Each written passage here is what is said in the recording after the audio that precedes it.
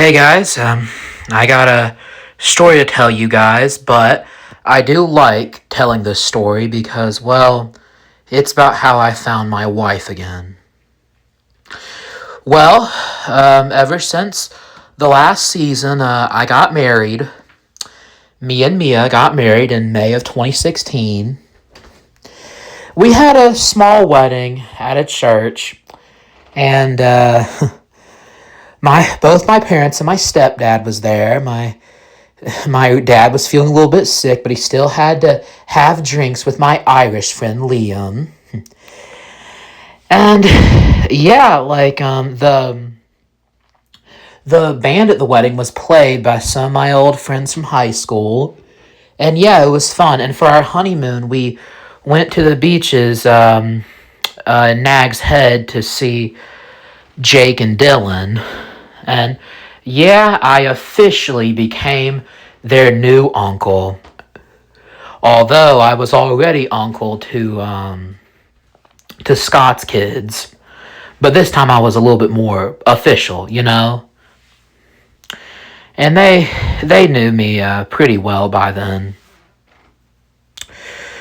Well, things were going good in our marriage for about the first 6 months.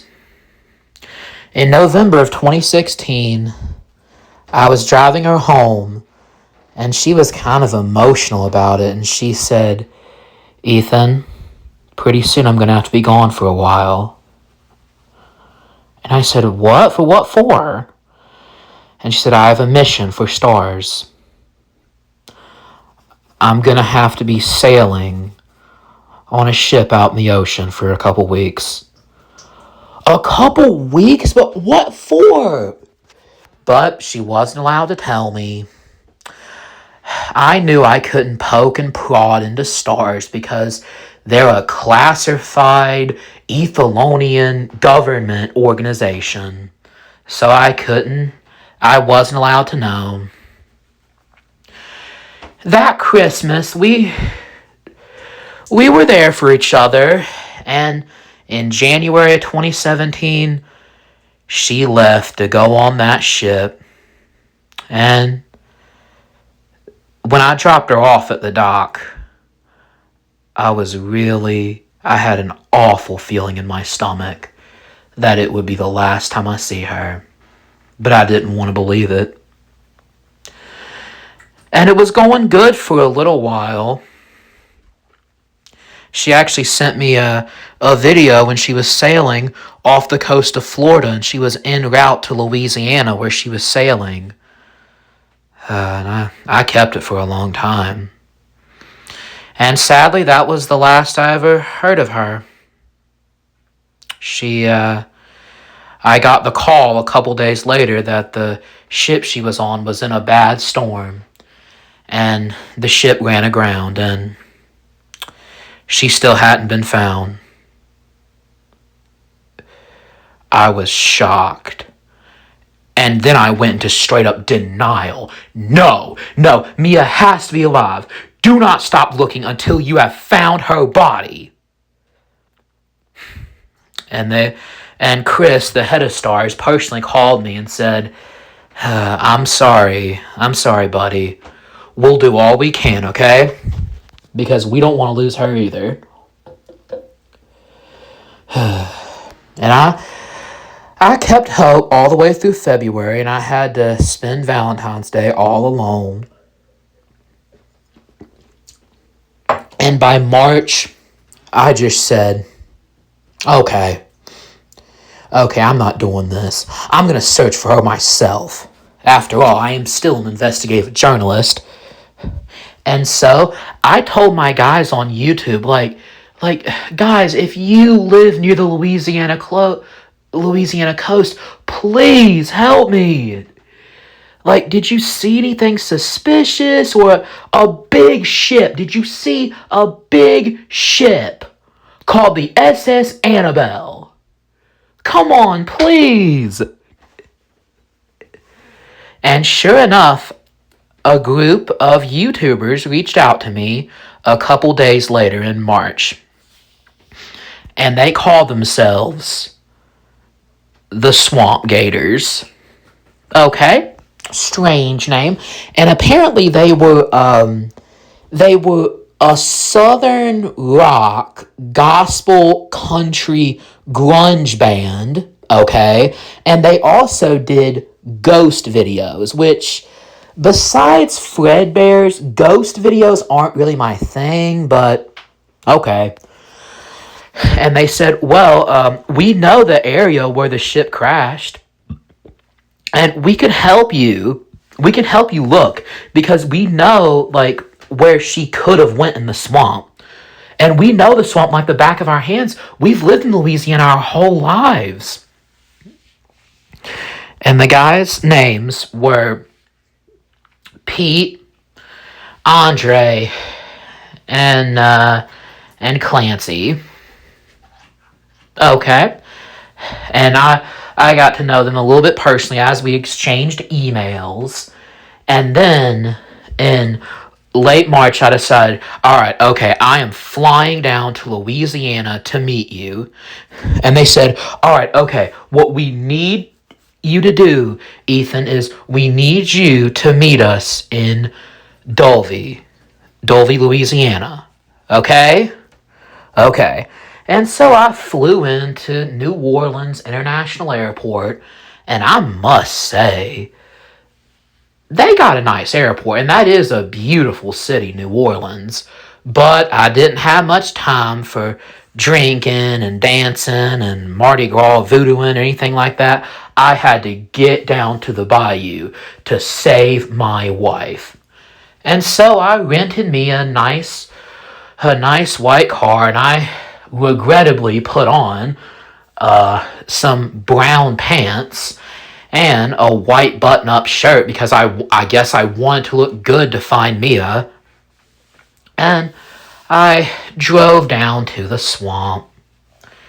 And I must say, like, that whole swamp, it was like a mixture between green and brown, and it was just so muddy and so much muddy that I just stopped right in the middle of the road because I was sure if I kept on driving, then I wouldn't be able to get my car out. And it wasn't even my car, it was rented. So I start walking through the woods and through those hot, humid, mossy Louisiana woods. And the mosquitoes, man, and flies, oh yeah. And then I saw a dark black gate, and behind the gate was an old Southern Gothic mansion. And I look in, but it was locked. Wasn't getting in there. And so I walked down the other path that led to this. It led to a sign that said guest house. Okay, and so I walk down, and then I see a big white van.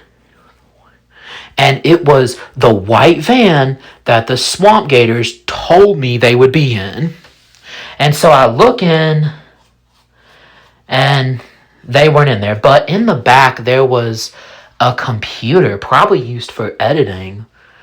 And there was also like some kind of stage light that they use sometimes. And outside of the van, I found out that I found this big blue cooler with some not yet melted ice. So I know that they were here recently, and they were supposed to meet me here. Where were they? Well, I couldn't wait for them. So I kept on walking. And then I see this sign right beside the van. It's a wooden sign posted in the ground. And it said in red paint, I don't know if it was paint or not, accept her gift. Okay, not sure what her gift was, but okay.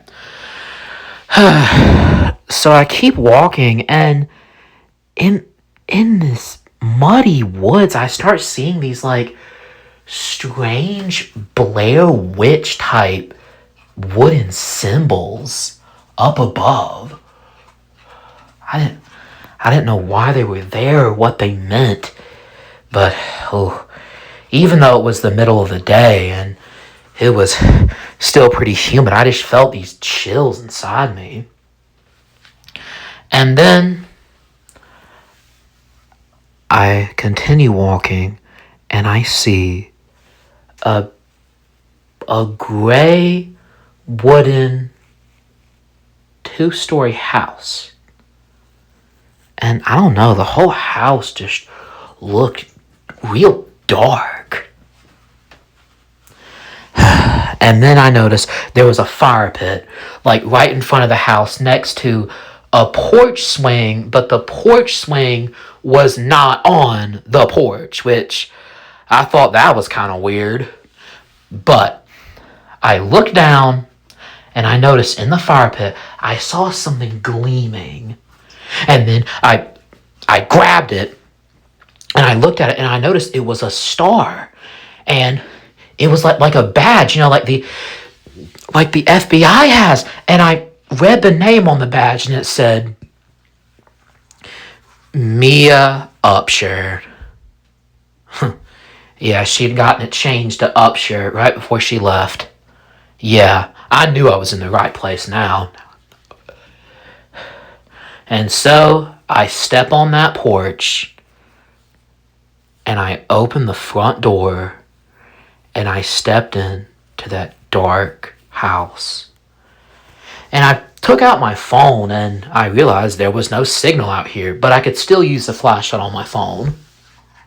So I started walking through the place and there were these strange pictures in the hallway where I entered, and it looked like one of those old Southern families, and they seemed happy in the picture. You see, they had a grown son, and they also had a kind of a Southern goth-looking daughter. She wasn't too bad, but I am a married man. I can't be looking at that. I'm a married man. So I kept walking. And then I ended up in this kitchen/dining room area. And there were pots and pans set out. Like somebody was here before, well, whatever happened. And I looked at the food that was prepared because there was food prepared on the table. And so I looked, there was a pot which was filled with presumably bean soup, and I picked it up and it was just rotten, just rank.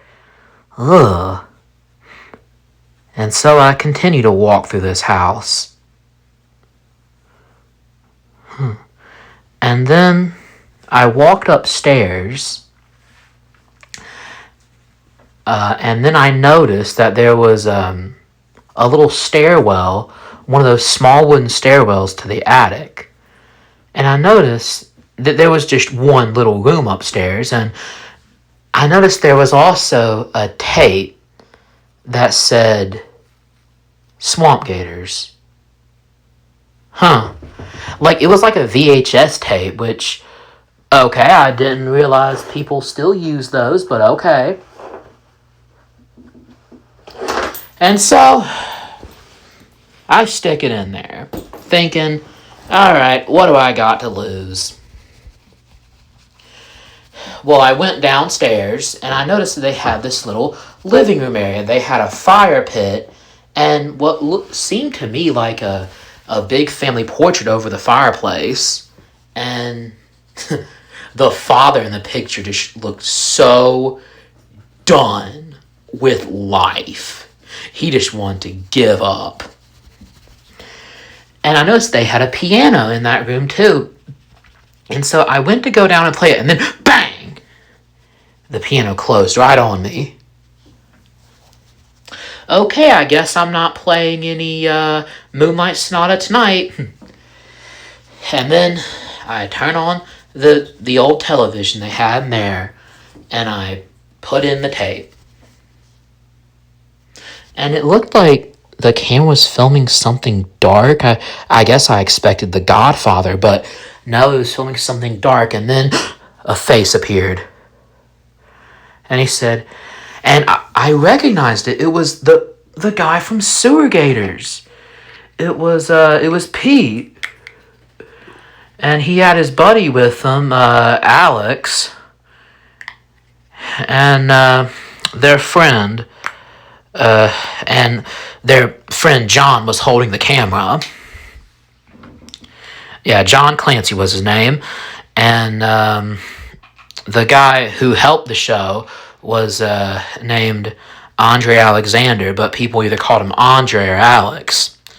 And those two guys were on the camera, and they said, "All right, okay, let's check this out for our dear friend Ethan." And Ethan, we're filming this to show you what we've covered so far, and we think there is a very good chance that your wife is here. But how can we be so sure unless we go in, you know? And we were going to wait until morning since it's nighttime to go in the house, but nah. Let's just go in the house at night because, well, he might be in there and it's scary, you know? Alright, so let's go in there. And then it was Andre Alexander that gave us the big rundown. So, the house was originally owned by the Whitakers. And the Whitakers, they had a son named Luke, but everybody called him Butch because, well, he was a weird dude. He gave off that serial killer vibe, you know? And they had a daughter named Anna, and she was good looking. She was an emo chick, and they were well known in their church because they were very active in church. And the father was named Keith Whitaker, and he actually served in the Marines. And while serving in the Marines in California, he met his future wife and current wife, well, currently assuming they're not dead, her name was Mariana, and he took her back to Louisiana after he got out of the Marines, and she became Mariana Baker, and they had 2 kids together.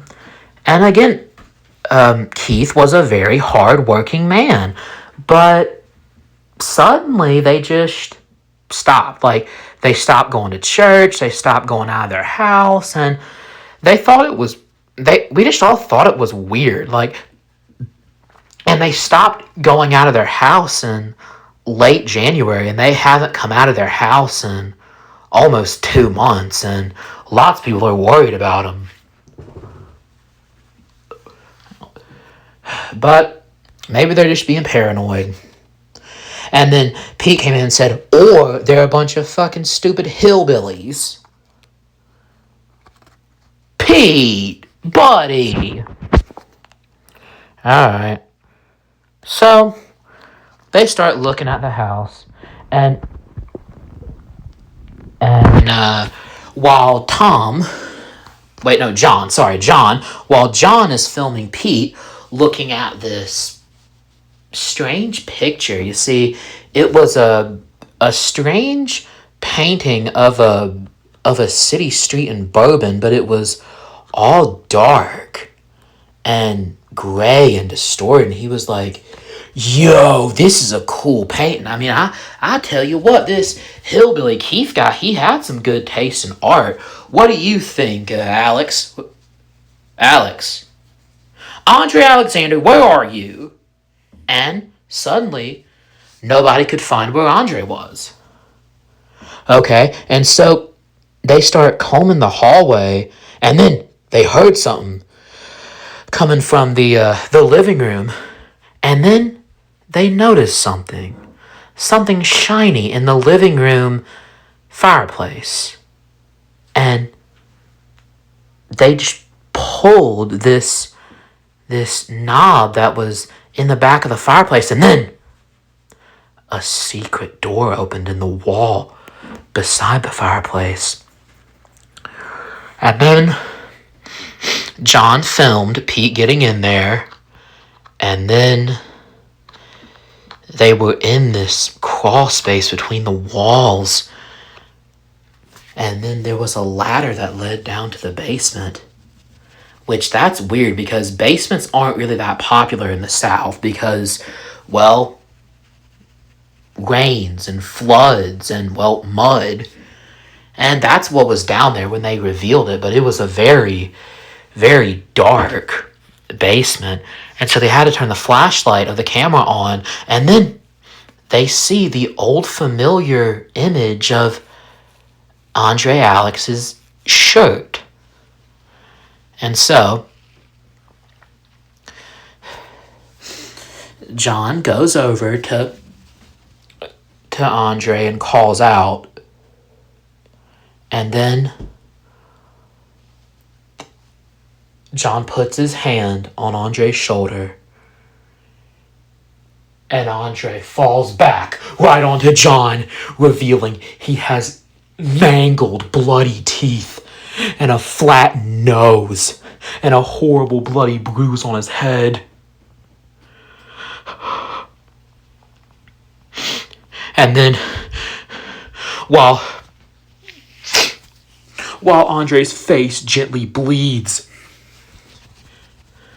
Pete screams at the top of his lungs, and then I see two big, black, combat-looking boots marching towards them. And then a big, pale hand grabs the camera, and that's it. Wait a minute, hold on. Nobody puts their recordings on tape anymore, on a real tape. So does that mean somebody put this on tape for me to find? Okay, maybe they've been kidnapped, and they're in some basement with Mia. Yeah, I'm sure that's what happened. Okay, I'm sure that's what happened. So, I start walking, and I'm really, really hoping that my theory was correct, and I pull the knob in the fireplace they told me, and then the passageway opens, and then I ascend down that ladder, even though I am deathly afraid of ladders. And rightfully so, because it was so dark I couldn't see where I was going, and I lost my footing, and hit right on the floor. And it was concrete too, and it hurt. But thank God I only fell about 3 or 5 feet. But it still hurt. And yeah, to this day, I am still deathly afraid of ladders.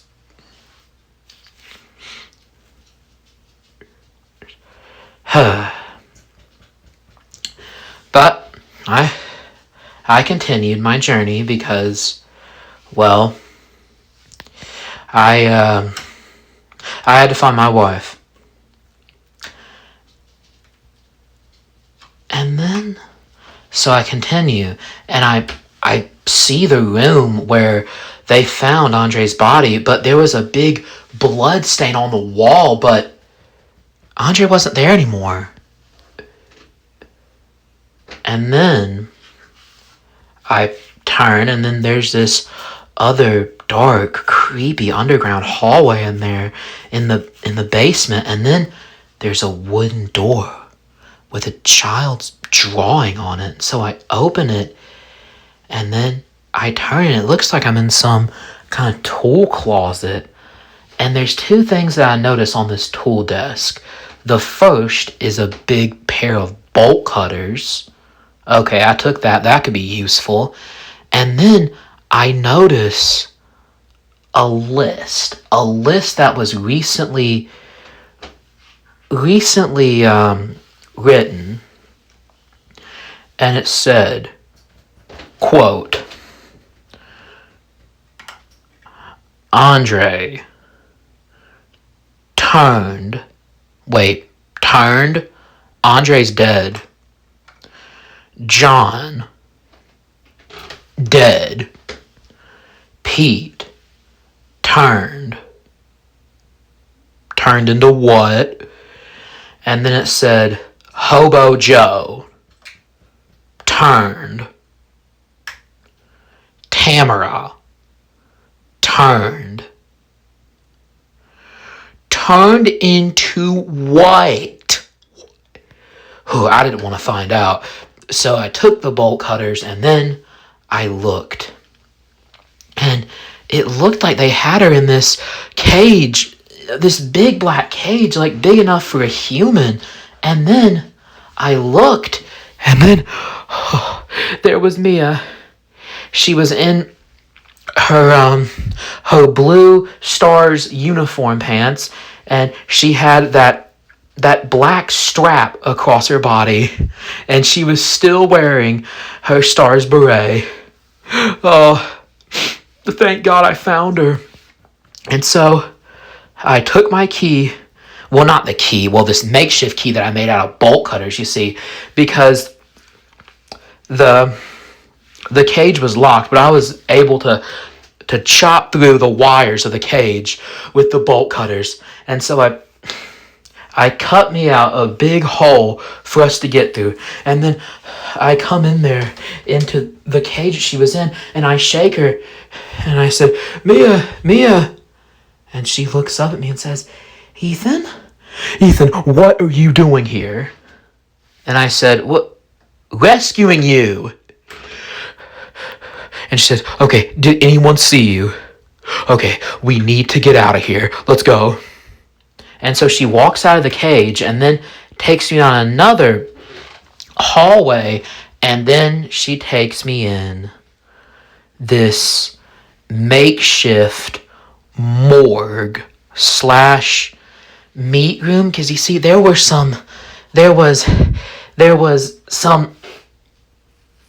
these coolers full of meat bags, and there were shoes. Lots of different shoes in this room. And there was a gurney that was chained to the wall. Oh no, we gotta get out of here. And so we approach the exit to this space, which was a large wooden staircase that led up to the main room. Well, another hallway in the house. So we walk up there, and Mia started saying, want to join our family? And I looked at her weird as we were walking up those stairs, and I said, Mia, you already are my family. And so I opened the door, and we're in this green wooden hallway with lots of windows and shutters. And then I noticed that it's already like cloudy and rainy outside, which, yeah, I know. I've lived in the South quite a long time, and in the South, weather can change real quick. It can go from bright and sunny to dark and rainy real quick. Yeah, if you don't like the weather down south, why don't you wait 5 minutes? That's what I always said. And then, so we walked down to this desk, and then I noticed that there was a black telephone, like one of those black like house phones, and it was a rotary phone. And thank God I still know how to use rotary phones, because I was born in 1990, and so I was just saying, oh, all right, okay, maybe this landline has signal, and we can call 911. And I also noticed that there was a big long knife near the phone. And Mia quickly grabbed it. And as soon as I pick up the receiver, she grabs my shoulder and says, "No, we don't need them, Ethan. All we need is you. We need you to join us." And she held that knife right near my throat. And I said, "Okay, back off." And I was able to swat the knife away. And I said, "Okay, Mia, what's going on?"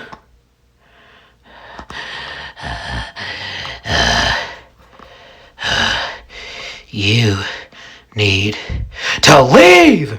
And then she thrust her knife right at me, and I was able to hold up my hands in defense, and then the knife went right through my hand. I screamed, and I saw it. I saw it come right through my hand and leaving this big hole. And with all the adrenaline in my body, I quickly held the knife inside the palm of my hand, literally stabbing inside the palm of my hand, and I punched her in the face as hard as I could. And she fell back with the force, and then I quickly put my foot on her chest and said, "Mia, what the fuck is going on with you?" And then she cut at my leg, and I took it off, and then she grabbed the knife and stood right up and said, "Ugh." And then she slashed at me again, but this time I was able to block it, and then I grabbed her again, and then punched her right in the temples, and I slammed her against the wall, and I hated to have to do that to the woman I love, but she was trying to kill me, literally trying to kill me. What happened to her? And she collapsed right there, right beside me. I hope she wasn't dead. I really hope she wasn't.